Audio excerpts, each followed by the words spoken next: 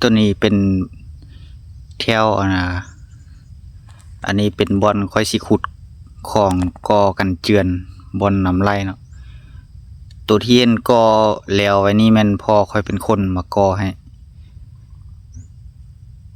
ก็ได้ประมาณนี้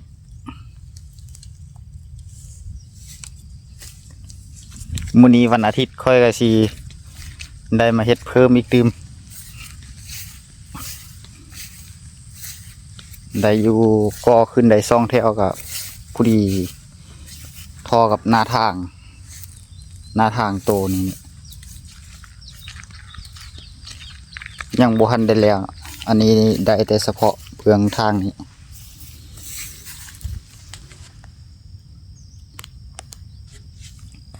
ตัวนี้ปูนหมดก่อนลาวพอค่อยก็เลยเศร้าถ้ามีปูนเพิ่มนี่พอค่อยน่าจะก่อได้พอดีแล้วเบื้องนี้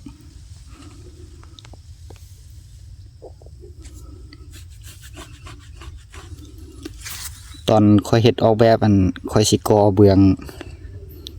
งทางนี้ของเพียกแต่พอค่อยมาก่อเบื้องทางในของเพียกคันก่อทางในก็สิได้ยับทางนี้เข้ามาในอีกตื่มพอค่อยสิเฮ็ดบอนกวงบอนนำไล่นี่30 เซน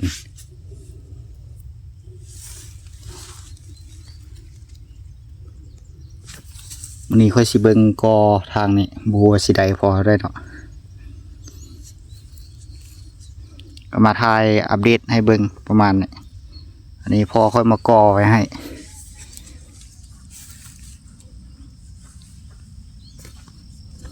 ดินบล็อกนี้คำนวณเบิ่งละบ่พอเพราะว่าเบื้องที่พอค่อยก่อไว้นี้ค่อยมาไล่เบื้องนี้เฉพาะเบื้องนี้ใส่ดินบล็อกอยู่100 ป้ายก่อนหน่อยนึงประมาณ110ก่อนนี่แหละทางเบื้องนี้พออยู่แต่ทางเบื้องดินค่อยนี่ต้องได้ไปเฮ็ดเพิ่มอีกสักประมาณ80ก่อนมื้อนี้ค่อยก็สิเบิ่งคนดินบล็อกมาแล้วก็สิก่อเป็นยังได้เดี๋ยวสิมาแจ้งอัปเดตให้เบิ่งมื้อนี้มานอนอยู่ดินค่อยนี่ก็อากาศนี่โคตรเย็นเลย